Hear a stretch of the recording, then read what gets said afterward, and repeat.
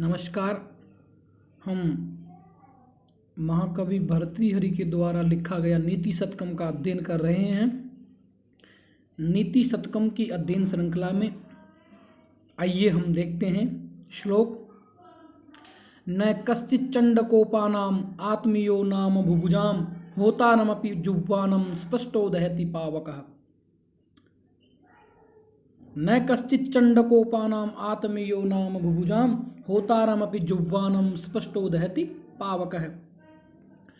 इस श्लोक में कवि भर्तृहरि ने बताया है कि क्रोधी राजा का कोई अपना नहीं होता है, अर्थात वो क्रोध में हर किसी को फटकार सकता है, किसी को कुछ भी कह सकता है। उसके क्रोध की आग में कोई भी जो सामने आए वो ही जल सकता है।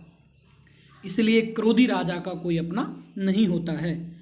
श्लोक है न कश्चित् चण्डकोपानाम् आत्मीयो नाम भुभुजां होतारमपि जुह्वानं स्पष्टो दहति पावकः। श्लोक का अन्वय है चण्डकोपानां भुभुजां कश्चित् अपि आत्मीयः नाम न अस्ति पावकः जुह्वानं होतारमपि स्पष्टः सन दहति। चण्डकोपानां भुभुजां, चण्डकोपानां अत्यधिक क्रोधी, भुभुजां नृपतियों का, राजाओं का, कश्चित् अपि कोई भी, आत्मीय नाम न भवति न अस्ति उनका कोई अपना नहीं होता है, अर्थात अत्यधिक क्रोधी राजाओं का कोई अपना नहीं होता है। पावकः अग्नि, जुह्वानम अर्थात आहुति देने वाले, होतारमपि होता को भी, स्पृष्टः छू जाने पर, दहती जला देती है। अर्थात जो आग होती है, अग्नि होती है, वो आहुति देने वाले होता को भी छू जाने पर जला देती है।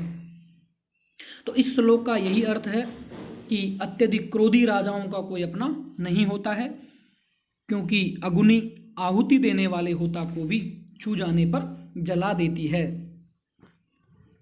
प्रचंड क्रोधी राजाओं का कोई भी व्यक्ति आत्मीय जन नहीं होता है, क्योंकि अग्नि स्पर्श की जाती हुई यज्ञकर्ता होता ऋत्विज को भी वो जला डालती है। क्रोध करने में सर्वत्र हानि ही होती है, इसलिए तो तीखी प्रकृति वाले राजाओं का कोई अपना भी नहीं होता, उससे सब डरते रहते हैं। अग्नि को देखो, असावधान से हवन करने वाले को भी आहुति देते समय जला ही डालती है।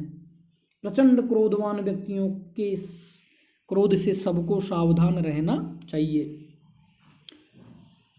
इस श्लोक में अनुष्टुप छंद है, और अनुष्टुप छंद के माध्यम से कवि यही कहना चाहते हैं कि जिस प्रकार अग्नि हवन करने वाले व्यक्ति को भी जला देती है, उसी प्रकार क्रोधी राजा अपने परिजनों को भी दंडित करने से नहीं चूकते। इसे क्रोधी राजा का कोई भी व्यक्ति अपना नहीं होता, इसलिए ऐसे राजा का कभी भी विश्वास नहीं करना चाहिए।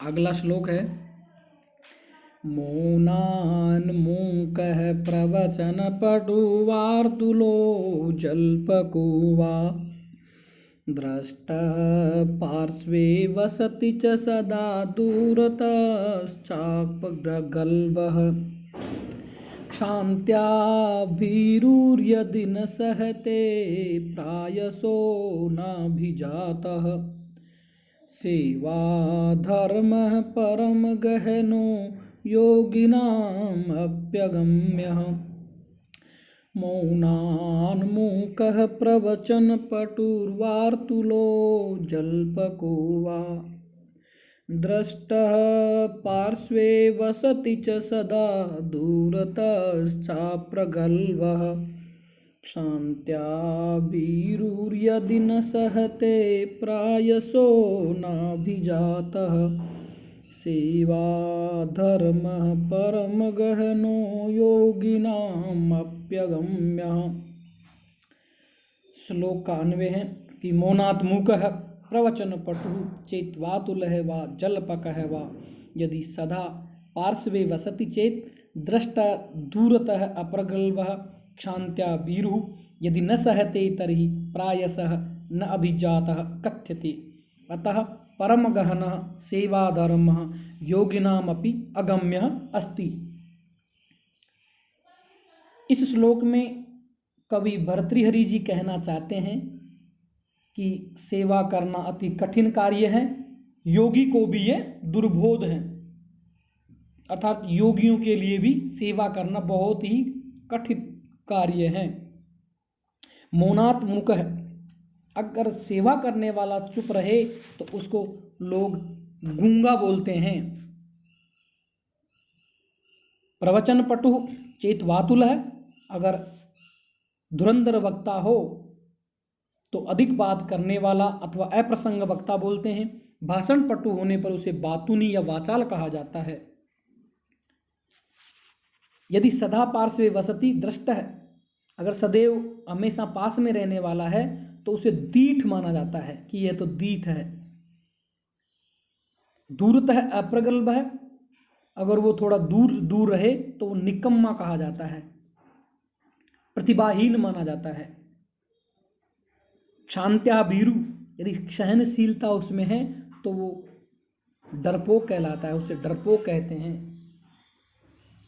यदि न सहते तरही, यदि उसमें क्षमाशीलता नहीं है तो डरपोक और असहिष्णु होने पर उसे अकुलीन माना जाता है, अकुलीन कहा जाता है। प्रायशः न अभिजातः, और यदि बात सहन न करे तो उसे नीच जाति का कहा जाता है। अतः परम गहनः सेवा धर्मः, इसलिए सेवा करना अत्यंत गंभीर है। योगिनाम अपि अगम्य अस्ति, योगियों के लिए भी बहुत ही कठिन कार्य है। सेवा को बहुत ही कठिन कार्य बताया गया है। राजा अथवा स्वामी की सेवा करना बहुत ही कठिन कार्य होता है। त्रिकालदर्शी और तत्ववेता योगी जन भी सेवा धर्म का निर्वाह नहीं कर सकते, क्योंकि सेवा धर्म में संलग्न जो सेवक है वो हमेशा निंदित होता है या उसकी निंदा करते हैं लोग।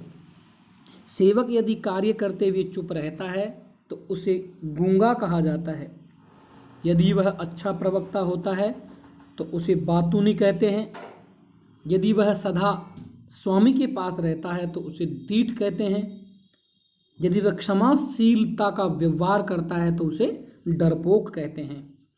इसी प्रकार उसे दूर रहने पर अव्यवहारी, किसी की बात न सहन करने पर उसे नीच कुलोत्पन्न कहा जाता है। स्वामी को प्रसन्न रखना कठिन होता है, इसलिए सेवा धर्म को परम गहन या अगम्य कहा गया है। अर्थात पराई नौकरी चाकरी अथवा सेवा धर्म अत्यंत कठिन है, इसका बड़े बड़े योगीराज भी पार नहीं पा सकते, ऐसा इसके बारे में कहा जाता है।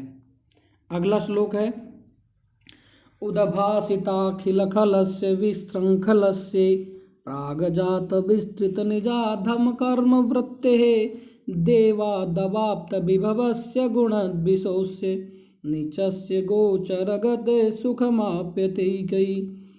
उद्भासिताखिल खलस्य विशृंखलस्य प्रागजात विस्तृत निजाधम कर्म वृत्तेः देवादवाप्त विभवस्य गुणद्विषोऽस्य नीचस्य गोचरगते सुखमाप्यते कै।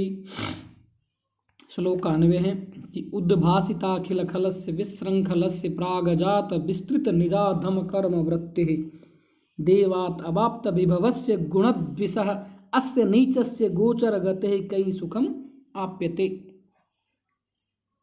इस श्लोक में कहा गया है कि दुर्जन का दर्शन भी अशुभ होता है, धन पूर्व जन्म के कर्म फल से प्राप्त होता है। अर्थात सभी दुष्टों के साथ प्रकाशित होने वाली, मनमानी करने वाले, पूर्व के उत्पन्न कर्मों को विस्तृत करने वाले, नीच कार्यों में प्रवृत्त होकर भाग्य से प्राप्त हुए वैभव वाले, सद्गुणों की निंदा करने वाले इस नीच के सामने पढ़कर किसके द्वारा सुख प्राप्त किया जाता है। अर्थात किसी के द्वारा भी सुख प्राप्त नहीं किया जा सकता।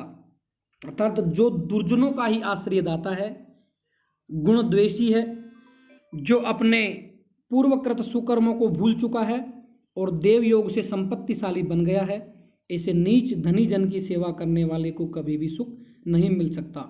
अर्थात ऐसे नीच व्यक्ति से संपर्क में रहने वाला कभी सुख से नहीं रह सकता। इसलिए ऐसे नीच पुरुषों से सदा दूर ही रहना चाहिए। तो आज बस इतना ही प्यारे विद्यार्थियों, धन्यवाद।